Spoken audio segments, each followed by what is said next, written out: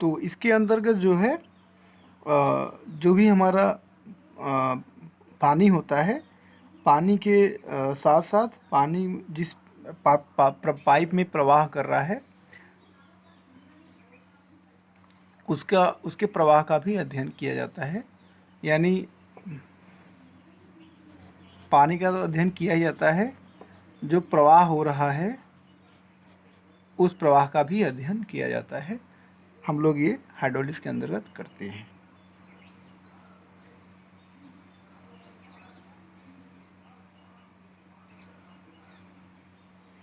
आजकल जो हमारा तरल यांत्रिकी है, जिसको हम लोग तरल यांत्रिकी कहते हैं,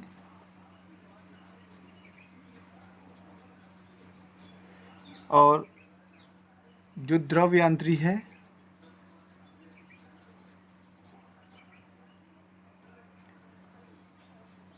इनमें बहुत समानता देखी जाती है।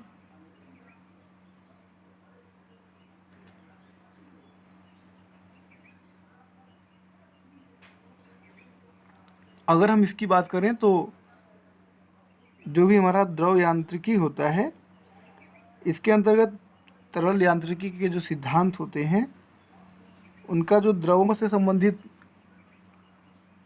इंजीनियरिंग है, उनके कार्यों के आधार पर अध्ययन किया जाता है।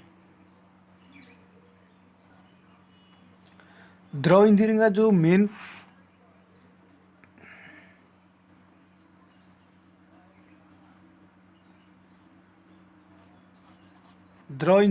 मेन संबंध है, उसका डायरेक्ट मतलब होता है कि सतह से घिरा हुआ अगर कोई प्रवाह हो रहा है तो उसके विषय में उसे हम लोग द्रव इंजीनियरिंग के तहत उसका अध्ययन करते हैं। जैसे नोजल हो गया, पाइप हो गए,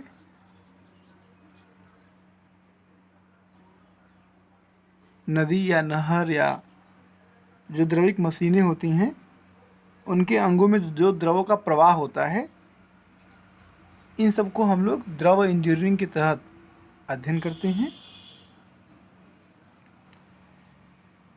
यानी अगर हम लोग इस प्रकार से स्पष्ट करें कि जो हमारा द्रव इंजीनियरिंग होता है वो द्रव की विरामावस्था और गति की अवस्था से संबंध रखती है।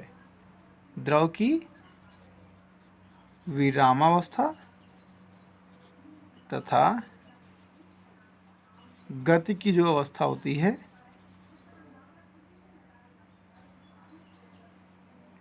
इन दोनों से संबंध रखती है।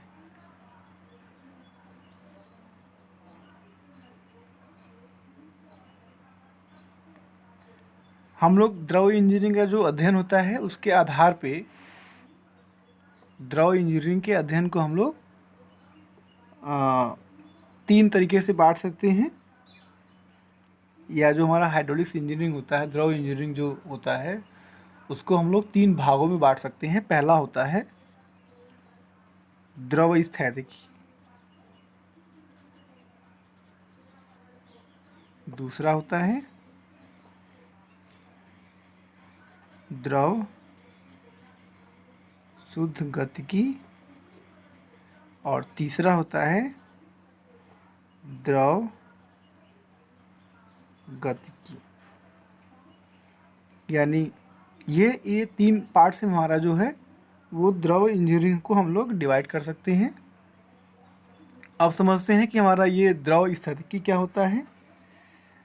तो हम लोग इसे कह सकते हैं कि ये विज्ञान की ऐसी शाखा है जिसमें द्रवों का जो विरामावस्था है, उस विरामावस्था में जो द्रव की स्थिति होती है उसके बारे में अध्ययन किया जाता है। इसे हम लोग द्रव स्थैतिकी कहते हैं। जब कोई द्रव विरामावस्था में होता है तो उसके एक बिंदु से दूसरे बिंदु तक जो दाब के घटने या बढ़ने की जो प्रक्रिया होती है उसका अध्ययन करते हैं। एक बार फिर समझते हैं, यदि कोई द्रव विरामावस्था में है तो उस द्रव पे एक बिंदु से दूसरे बिंदु अगर कोई द्रव है तो उसके एक बिंदु से दूसरे बिंदु, this is called A, this is called B, then A to B, अगर एक बिंदु से दूसरे बिंदु तक के बीच में अगर कोई दबाव या जो उसका प्रेशर है अगर वो घट रहा है या बढ़ रहा है तो उसका अध्ययन करते हैं हम लोग द्रव स्थैतिकी के तहत।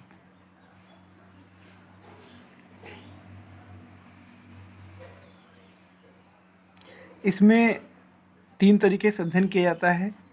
पहला, जब ये ऊर्ध्वाधर हो, यानी ऊर्ध्वाधर तरफ से लगने वाले बल, क्षैतिज तरीके से लगने वाले बल, और जिसे हम लोग झुकी सतह यानी इसको हम लोग इंक्लाइन कह सकते हैं, इंक्लाइंड सरफेस पे। तो इस 3 तरीके से हम लोग जो आरोपित बल हैं इनका अध्ययन किया जाता है। दूसरा आता है द्रव शुद्ध गतिकी, यानी विज्ञान की भाषा का, जिसमें द्रव की जो गति की अवस्था होती है उसका अध्ययन किया जाता है। यानी इसके अंदर जो द्रव की गति है, यहाँ पे जो द्रव था वो विरामावस्था में था, दूसरे में द्रव की शुद्ध गतिकी में यहाँ पे द्रव जब गति की अवस्था में रहेगा तब उसका अध्ययन किया जाएगा। लेकिन इसकी जो खासियत है उसका ये खासियत है कि जिस बल के कारण ये द्रव गति कर रहा है, ये ध्यान देने वाला विषय है कि जिस बल के कारण ये द्रव गति कर रहा है इस बल का अध्ययन हम लोग नहीं करते हैं। द्रव गति कर रहा है, गति की अवस्था में है तो उसका अध्ययन करते हैं, लेकिन जिस बल के कारण गति कर रहा है उसका अध्ययन नहीं करते हैं।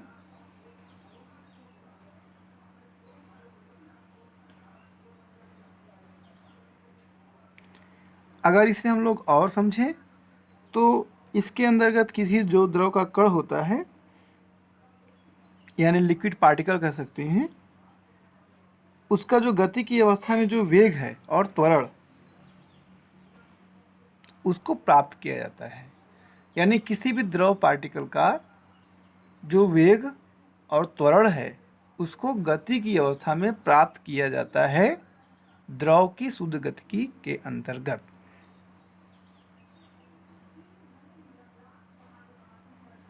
तीसरा आता है द्रव गतिकी, यानी इसके अंतर्गत द्रव की गति का तो अध्ययन किया ही जाता है, गति के साथ साथ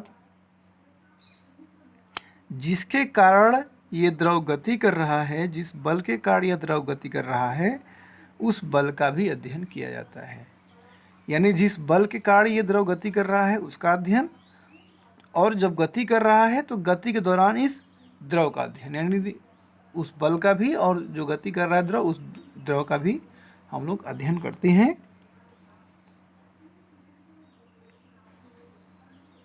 हम लोग चर्चा पहले भी किए हैं कि 3 तरीके से, यानी जो 3 हमारे सिद्धांत होते हैं उसे समीकरण कह सकते हैं। पहला होता है सातत्य का समीकरण,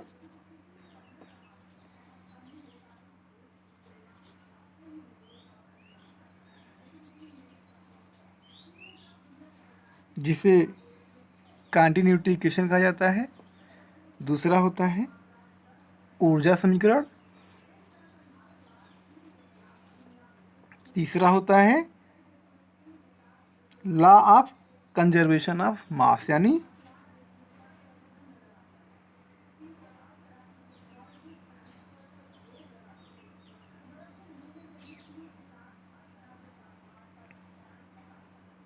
द्रव्यमान संरक्षण का नियम। द्रव्यमान संरक्षण का नियम, ये हमारे 3 इक्वेशंस होते हैं या 3 समीकरण होते हैं।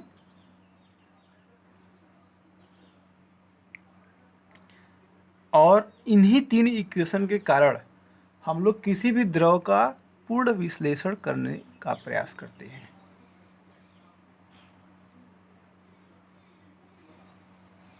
इसे हम लोग law of conservation of mass भी कहते हैं, law of conservation of energy भी कहते हैं, और law of conservation of momentum भी कहते हैं। ये हमारे 3 नियम हैं। इन्हीं 3 नियम के आधार पे कोई भी द्रव अगर गति कर रहा है तो उसकी पूरी जो जानकारी है यानी टोटल उसके बारे में अध्ययन हम लोग इसी तीनों नियमों के साथ करते हैं। अब हम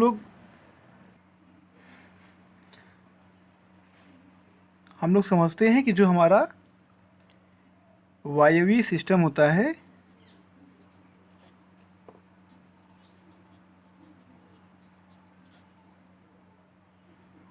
उसमें जो प्रयोग होने वाली गैसें हैं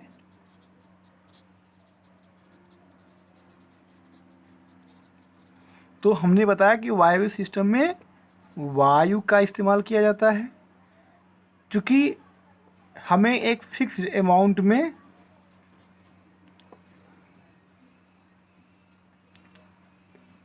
कंप्रेस्ड एयर यानी जिसे कह सकते हैं कि संपीड़ित